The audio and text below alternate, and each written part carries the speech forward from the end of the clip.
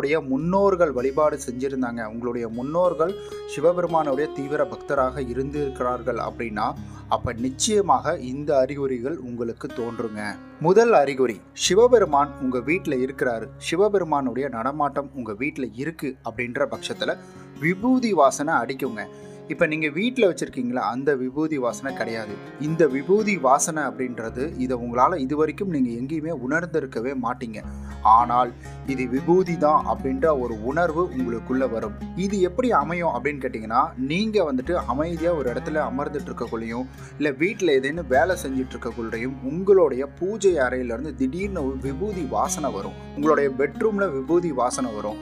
உங்களுடைய வரவேற்பு அறையில் விபூதி வாசனை வரும்.